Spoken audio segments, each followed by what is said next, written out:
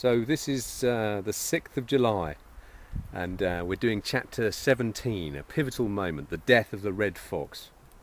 At last we came so near the point of land at the entering in the loch of Loch Leven that I begged to be set on shore.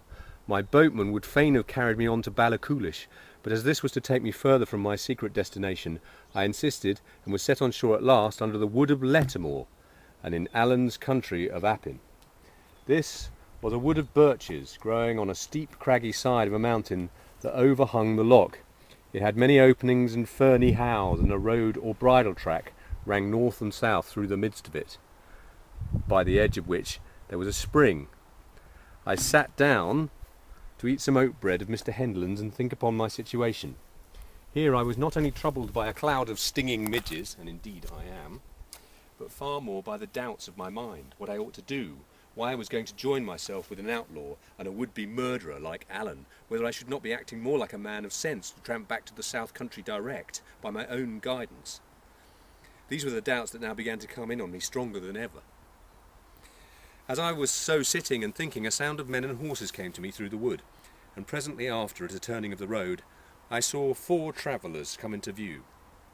The way was in this part so rough and narrow that they came single and led their horses by the reins.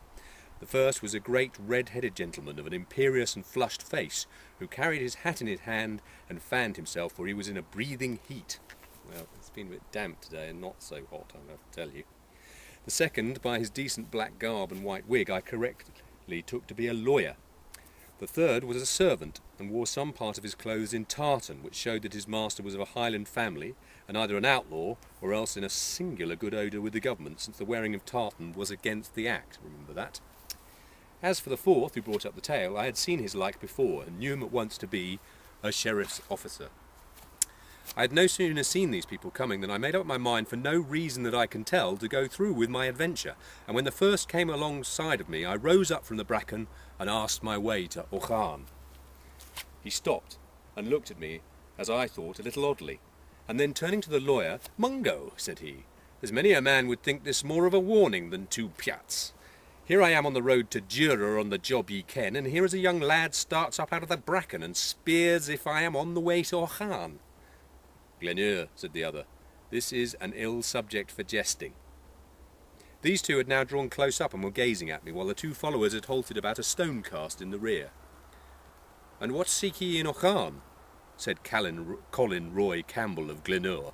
Him they called the Red Fox, for it was he that I had stopped.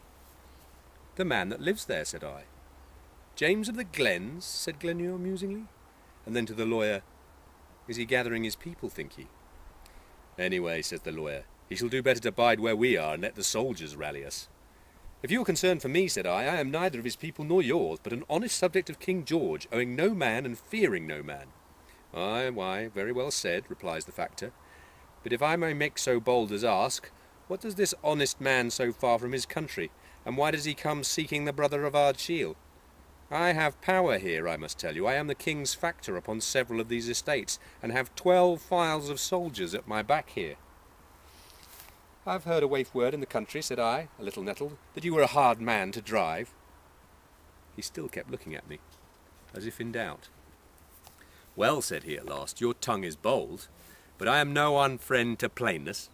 If ye had asked me the way to the door of James Stewart on any other day but this, I would have set ye right and bidden ye Godspeed. But today, eh, Mungo?" And he turned again to look at the lawyer. But just as he turned, there came a shot of a firelock from higher up the hill, and with the very sound of it, Glenure fell upon the road. "Oh, I am dead!" he cried several times over. The lawyer had caught him up and held him in his arms, the servant standing over and clasping his hands, and now the wounded man looked from one to another with scared eyes, and there was a change in his voice that went to the heart. "Take care of yourselves," says he. "I am dead." He tried to open his clothes as if to look for the wound, but his fingers slipped on the buttons, and with that he gave a great sigh, his head rolled on his shoulder, and he passed away. The lawyer laid down the dead man in his blood upon the road, and got to his own feet with a kind of stagger. I believe it was his movement that brought me to my senses, for he had no sooner done so than when I began to scramble up the hill, crying out, "The murderer! The murderer!" So little a time had elapsed that when I got to the top of the first steepness and could see some part of the open mountain, The murderer was still moving away at no great distance. He was a big man in a black coat with metal buttons, and he carried a long fowling piece. "Here," I cried, "I see him!" At that the murderer gave a little quick look over his shoulder and began to run, and the next moment he was lost in a fringe of birches, and then he came out again on the upper side where I could see him climbing like a jackanapes, for that part again was very steep, and then he dipped behind a shoulder and I saw him no more. And all this time I'd been running on my side and had got a good way up when a voice cried upon me to stand. I was at the edge of the upper wood, and so now when I halted and looked back, I saw all the open part of the hill below me. The lawyer and the sheriff's officer were standing just above the road, crying and waving on me to come back, and on their left the redcoats, those are the soldiers, musket in hand, were beginning to struggle singly out of the lower wood. "Why should I come back?" I cried. "Come you on." £10 if you take that lad," cried the lawyer. "He's an accomplice. He was posted here to hold us in talk." Well, at that word, my heart came in my mouth with quite a new kind of terror. The soldiers began to spread, some of them to run and others to put up their pieces and cover me, and still I stood. "Duke in here among the trees," said a voice close by. Indeed, I scarce knew what I was doing, but I obeyed, and as I did so, I heard the firelocks bang and the balls whistle in the birches. Just inside the shelter of the trees I found Alan Breck, standing with a fishing rod. He gave me no salutation. Indeed, it was no time for civilities. Only, "Come," says he, and set off running along the side of the mountain towards Ballacoolish, and I, like a sheep, to follow him.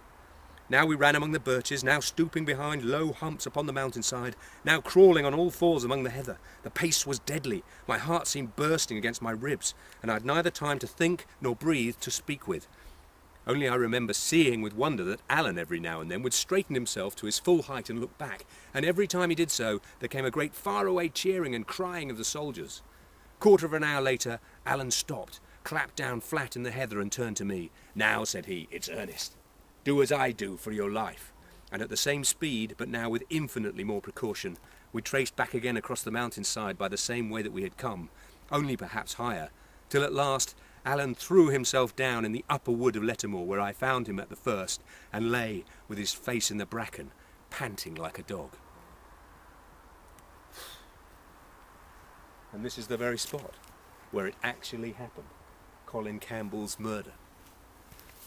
He came from down here, through the path, stopped here to talk to David, and was shot dead. And then David goes running, up that very, very steep hill.